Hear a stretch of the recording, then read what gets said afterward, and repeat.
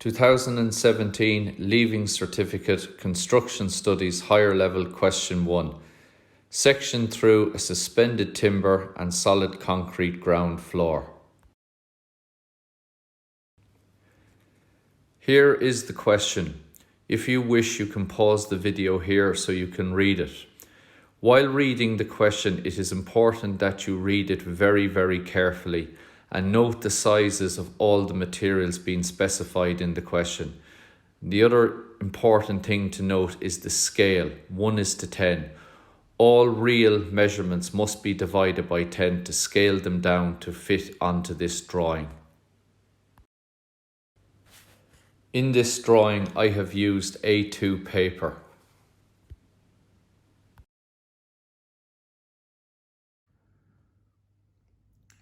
Okay, in this video we're going to be looking at the 2017 Construction Studies Higher Level Question 1 scale drawing, which is a scale drawing of a section through a wall showing details of a suspended floor and a solid ground floor.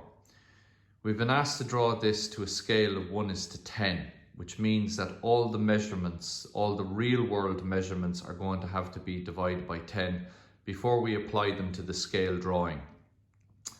So to begin this drawing, we're going to start with the foundation and the wall. Now we are told that the wall is 400 millimeters thick. So that's going to be a 100 millimeter wall, 200 millimeter cavity and 100 millimeter inside wall to give us a total there of 400.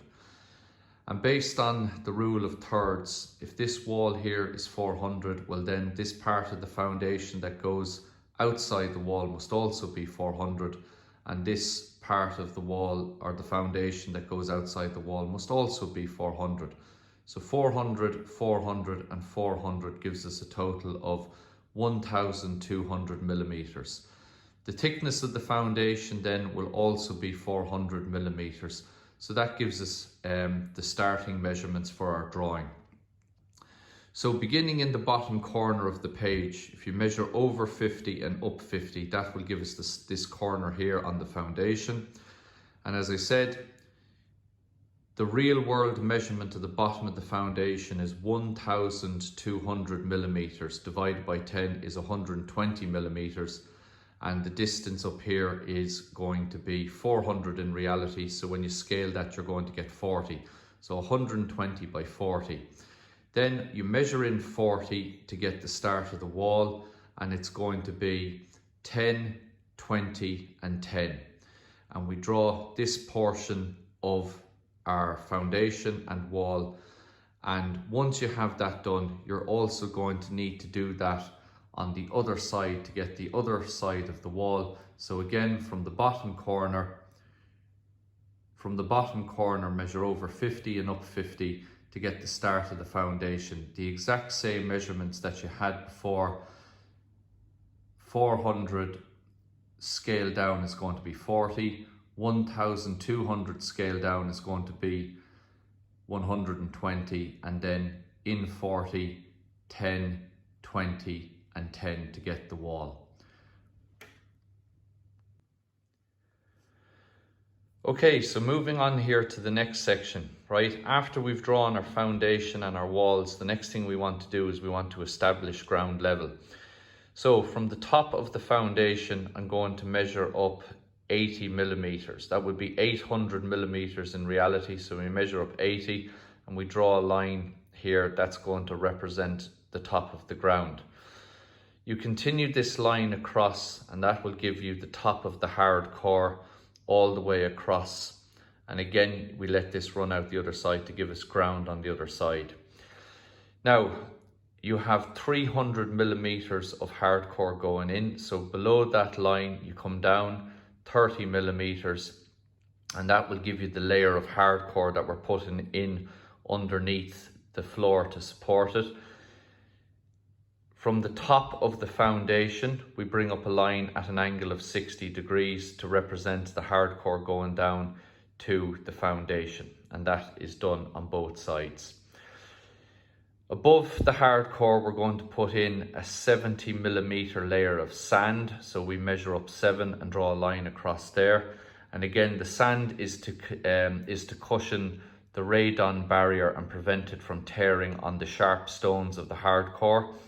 So above the sand, you draw your red layer there to represent the radon barrier.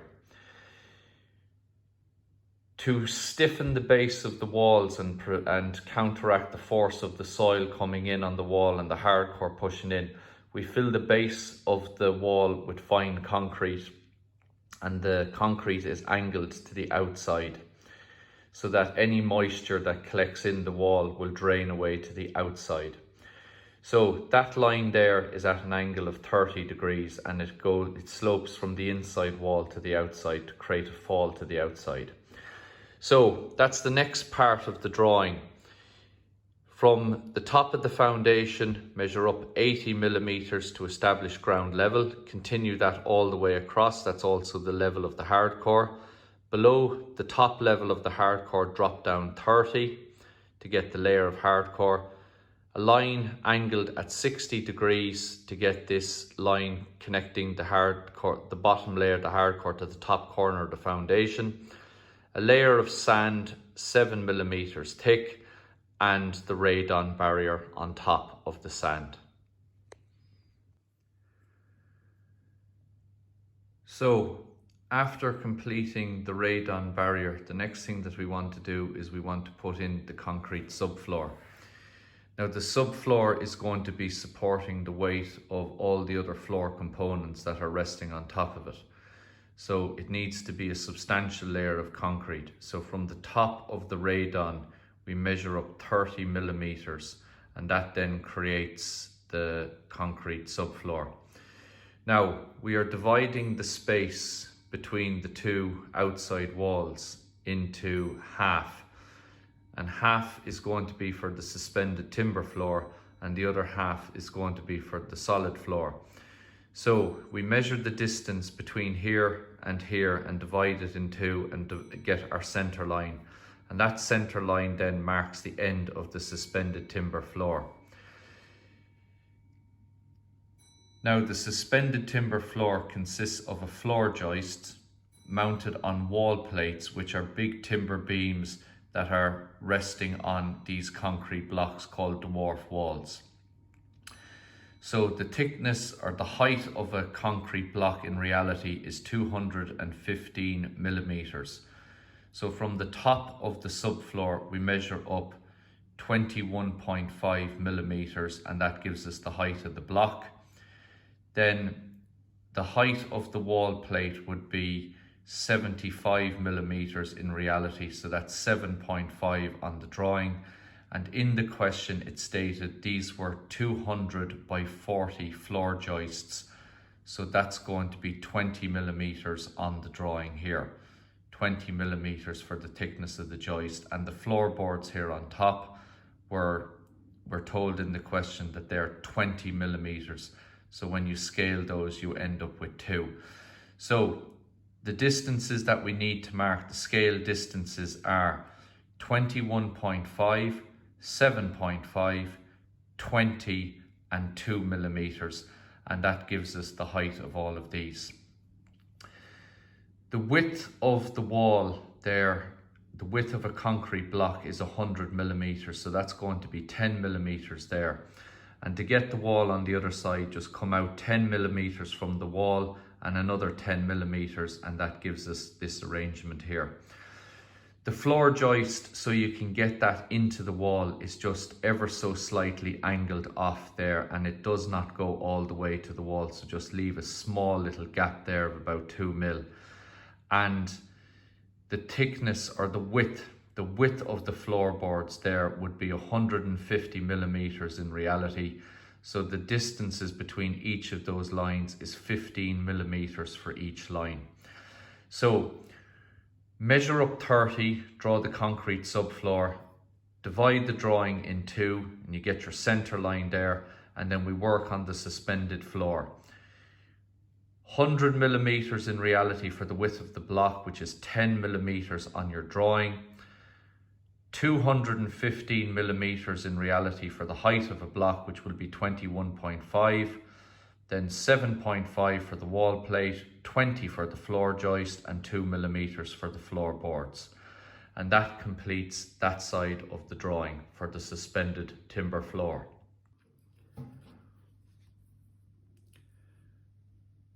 So after dealing with the suspended timber floor side, we're now going to look at the solid floor. And continuing over from the layer of floorboards that we had here, timber floorboards, we were told that we also had on this side of the floor 20 millimeter floor tiles. So you had 20 millimeter floorboards here. They will line up with the floor tiles on this side so that the two floors are perfectly level. So after transferring the floor tiles across onto this side, what we then want to do is measure down 10 millimeters, 100 in reality, 10 on our scale drawing, and that is going to be the concrete floor screed, fine concrete floor screed that gives us a nice level smooth surface to put our floor tiles on. Underneath the floor screed then we're going to measure down 15 millimeters, and this is going to be the insulation that we're putting in the floor to again keep the heat inside in the building.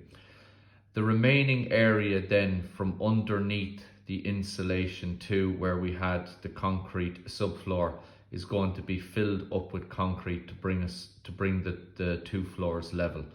So transfer the floorboards directly across to get the floor tiles, come down 10 for the floor screed, 15 millimeters for the floor insulation, and the remainder then down to the subfloor is filled with concrete.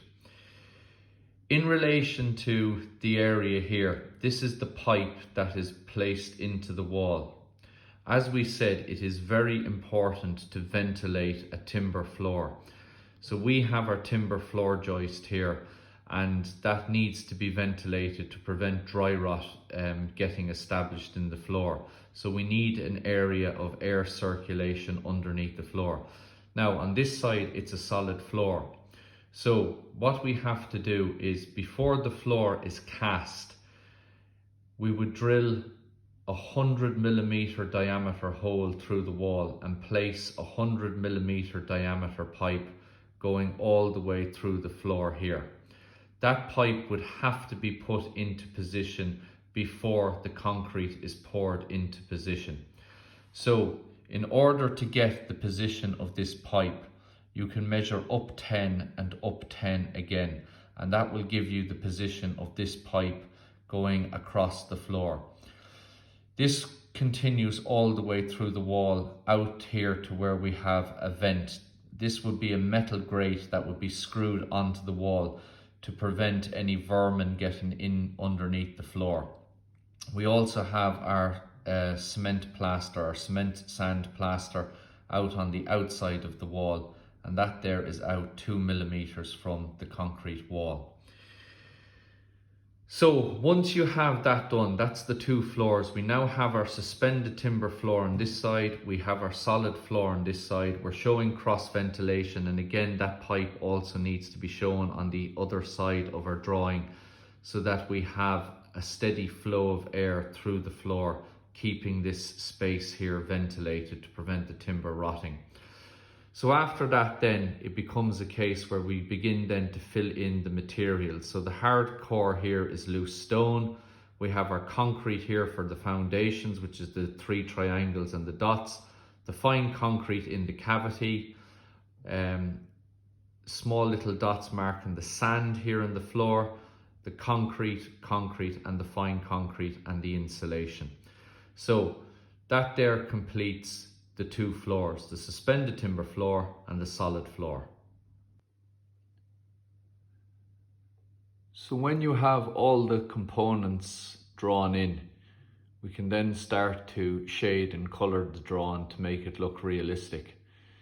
So there you can see all the different components coloured in. Just a few other little bits of information. In relation to the skirting board here, the skirting board is a timber strip that hides the joint between the wall and the floor. So on the inside of the wall, we have a cement and sand plaster here that would have a skim coat of gypsum plaster on that. So for here, you come out 1.5 millimeters and draw this layer, and that's your plaster on the inside wall. The skirting board itself then is 150 millimeters high. That's the real measurement. So on your drawing, that's going to be 15. So from the floor to the top of the skirting board, it's going to be 15 and 20 millimeters wide in reality, so 2 on the drawing. So you just draw that in as best you can, and again the skirting board would have a decorative moulding. What is very common nowadays is that the skirting board is just planed off there at an angle. So just knock that corner off there, and that will do there for your skirting board, hiding the joint between the floor and the wall. And that there is done on both sides of the drawing.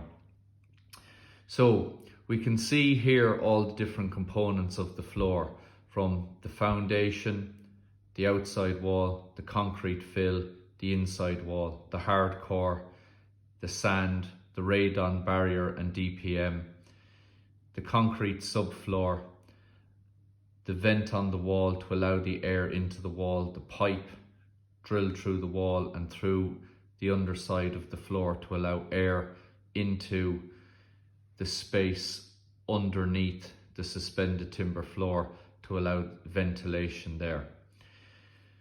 So that there is the drawing completed. So now we have to label and indicate the main dimensions. The dimensions for the title block are down 40 divided into groups of 10, 10, 10 and 10, and the length of the box is 140 millimeters and 70 is the dividing line. To get the guidelines in the middle, come up to 5 millimeters, the halfway point of the box, and then go up 2 and down 2 to center the guidelines across, and fill in the title block with the name of the school, your own name, the subject, scale of the drawing 1 is to 10, the heading, scale drawings, and the date, the 24th of March. Make sure that every component is labelled clearly and neatly in guidelines, and then you can put the heading on the sheet, 2017 Construction Studies Higher Level Question 1, a section through a suspended timber and solid concrete floor. So there we have the completed drawing. That has taken 2.5 hours to do, and as you can see, there's a huge amount of effort gone into it. Now obviously you do not have that length of time in the exam, but at the minute everyone has plenty of free time on their hands, so you can take that time to put the effort in and produce a really good quality drawing. This is the kind of standard you're going to have to get to when you're producing the drawings for your project next year, so there's no harm in putting in the practice now. So put the effort in, make a really good effort at that drawing, and produce a piece of work, a piece of work that is quality and that you can see there's a lot of time gone into.